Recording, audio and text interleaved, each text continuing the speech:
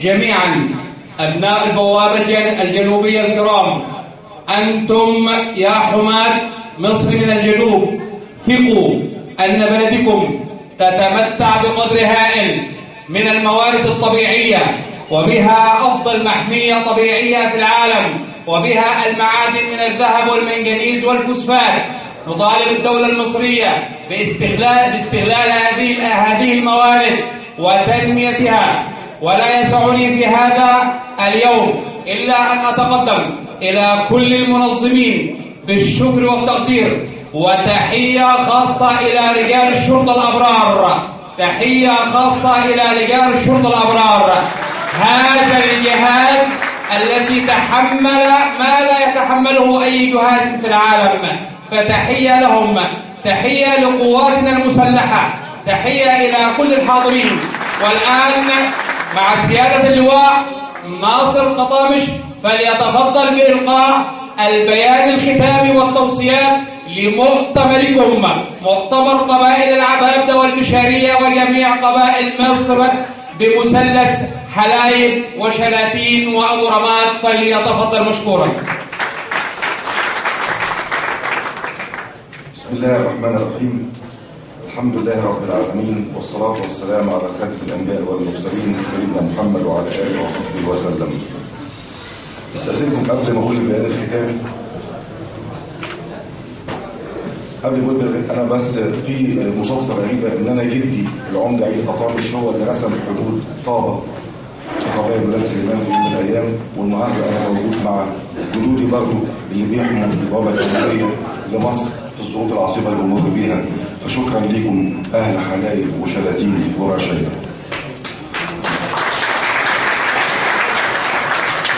الحاجة الثانية، أنا بحمل ليكم بصفة ضابط سابق القوات المسلحة تحية سيادة الفريق أول محمد عبد الفتاح السيسي، وتحيات الفريق سيد صبحي وباقي رجال القوات المسلحة، واللي كان بيشتكي بالنسبة لموضوع قضية الرشايد فأنا بوعده إن الحل في خلال أيام. وأكبر دليل إن ابن مصر البار الفريق السيسي موجود معاكم، فهو موجود معاكم.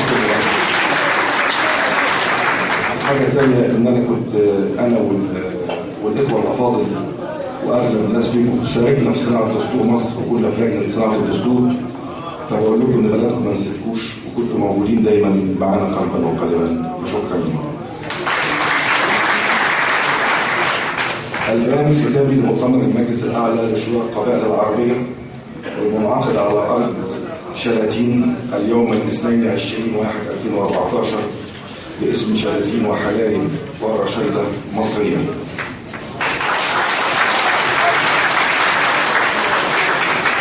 أولا، يتقدم المجلس بكل الشكر والتقدير لأصول البوابة الجنوبية قبائل هذه المنطقة الغالية حلايب وشلاتين ورشايدة ومرسى علم وأبو رماد على كرم الضيافة وحسن الاستقبال.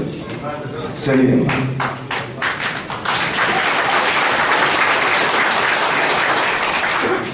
يؤني المجلس الأعلى لشورى القبائل العربية على تقرير الدستور بنسبة فاقة 98%، ونعده دليلا على انتصار إرادة الشعب وتصميما على استكمال خريطة الطريق بإذن الله.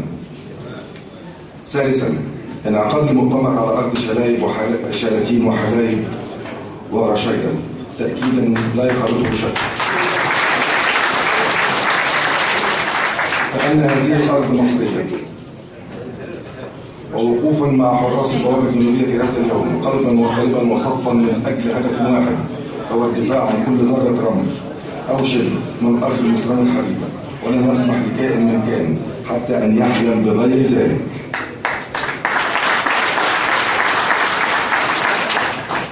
رابعا، تأكيدنا الدائم والمستمر على تقدير الدور الرائد لدور القوات المسلحة ورجالها البواسل في حماية الأرض والعرض وإرادة الشعب، ووعدتم فأوفيتم بحماية الاستفتاء وتأمين الشعب للتعبير عن إرادته. هم والعيون الساهرة من إخواننا رجال الشرطة البواسل والقضاء المصري الشامل لهم منا كل تقدير واحترام. خامسا، يعلن المجلس عن تشكيل لجنة حكماء تحت إشراف ومشاركة الجهات الأمنية ليكون لهذه اللجنة دورا قوميا منشودا في حل كل المنازعات والخلافات في كافة أنحاء الجمهورية، ومساندة أجهزة الأمن والقوات المسلحة والشرطة والإدارة المحلية بما يحقق الأمن والأمان بأسرار الحقيقة. سادسا، المجلس الأعلى لشورى القبائل العربية يرفع إلى السيد رئيس الجمهورية والسيد الفريق عبد الفتاح السيسي القائد العام للقوات المسلحة بتنفيذ كافة مطالب أبناء المثلث حلايب وشلاتين وأبو ووادي علاقي ورشيدة في إنشاء هيئة مستقلة لتنمية المثلث تنمية كاملة. سابعا، يؤكد المجلس الأعلى لشورى القبائل العربية والذي يمثل ما لا يقل عن 30 مليون مصري، وإنه حرصا منه على مصلحة الوطن فإنه يكلف السيد الفريق الأول عبد الفتاح السيسي بالترشح لرئاسة الجمهورية. وفقنا الله وحفظ الله مصر. واستأذنكم أن أنا بادئ الكلمة بدعاء: اللهم احفظ مصر من كل أعدائها وبعض أبنائها. والسلام عليكم ورحمة الله وبركاته.